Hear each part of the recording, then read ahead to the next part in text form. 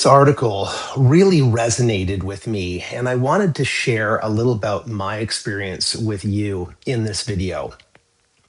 If you're struggling to find your first job, then this video might be for you. I'm going to offer you some experience that I've learned from my years in the workforce, and hopefully you can apply some of it and jumpstart your career. Hi, my name's Rory McCaw.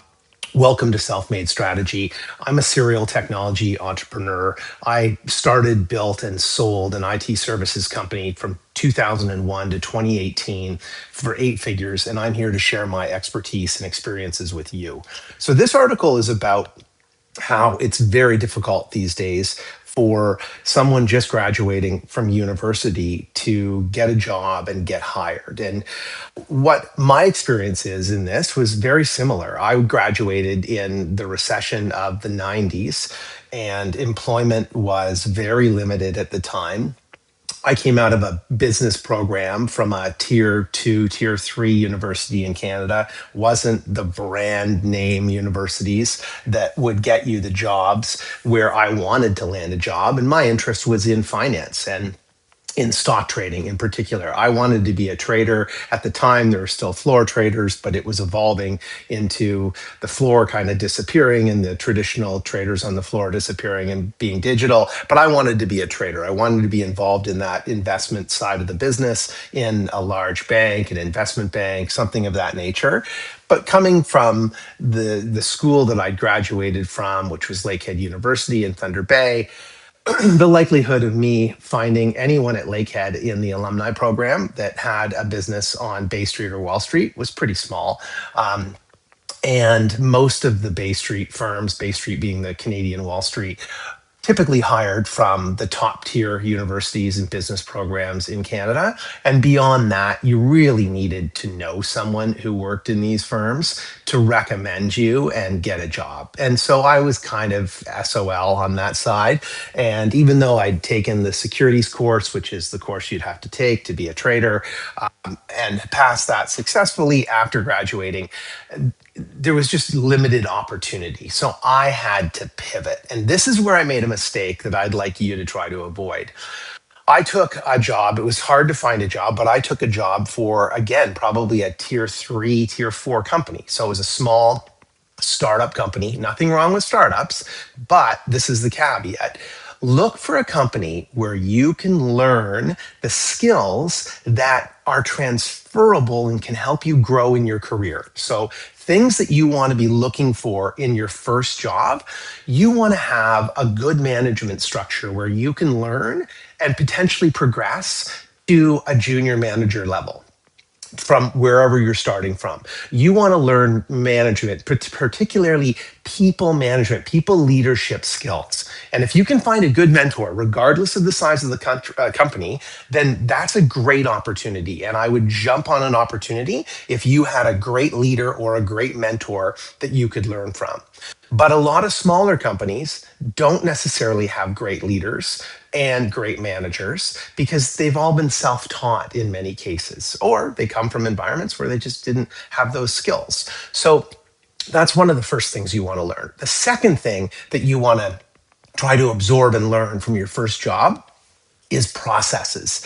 You'd be really well off or well suited, in my opinion. If I had to do this again, I'd go to a Starbucks, I'd go to a Walmart, I'd go to a Costco, I'd go to a big American organization, large, publicly traded. I'd get a menial job, but I would focus not on the menial aspect of it, but learning the process, learning how the business works, learning the behind the scenes of that organization and the structure that's in place to facilitate all of that. I'd focus on that, how the systems, what systems exist, how they operate with one another. There's going to be flaws, but those flaws could open up your eyes to opportunities to provide services back to those companies in the future and fix those gaps or deal with those flaws.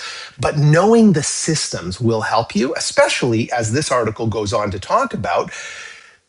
Young people are deferring now to starting their own business. And in starting your own business, you need to wear a lot of hats at the beginning because you end up doing a lot of things because you can't pay to have those things done. So you're going to have to handle your bookkeeping or your day to day accounting. You're going to have to handle hiring. That's an HR skill. So finance and HR. You're going to have to handle sales, which is a business development skill. You're going to have to handle marketing, unless you have the funds when you start up to outsource some of these things. But it's not realistic that most or all people have those. So you have to kind of take a grassroots approach to this.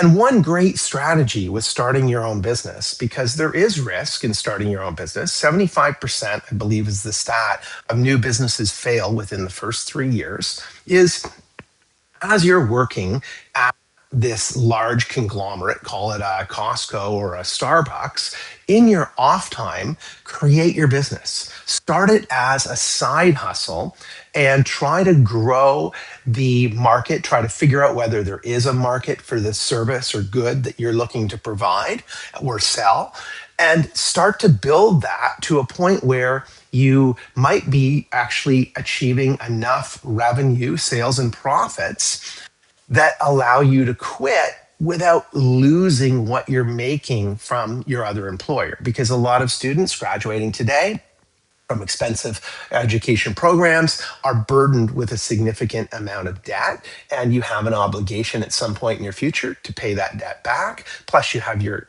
daily living costs. And although you can keep those low when you're graduating and economize, maybe even live at home if you have that luxury with your parents, it's still a cost to operate your life and to live. So you want to make sure you can cover that when you decide to leave that job. But use that first job to get you the experience that will be invaluable to you and that you can take away. So don't just think of your first job and the remuneration or the salary, what you're making, as the only thing you're taking away from this opportunity. Approach it with the mindset of, I'm going to go in as a sponge and I'm going to absorb as much information as I can learn from this business, in addition to what they pay me to be there.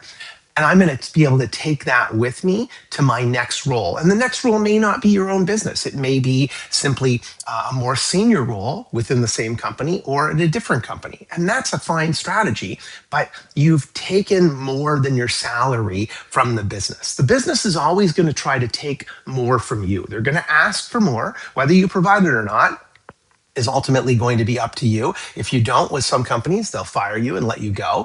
But if you do, then they'll maybe see that you're someone who they want to promote within the organization because you fit their cultural values or you fit the business model that they have in place.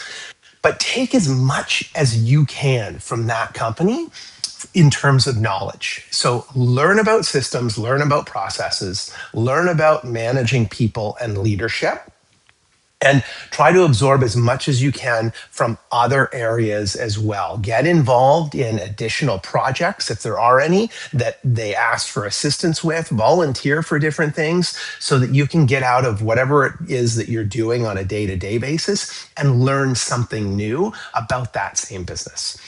Hope this helps you in your journey. If you like the videos, hit the like and subscribe button.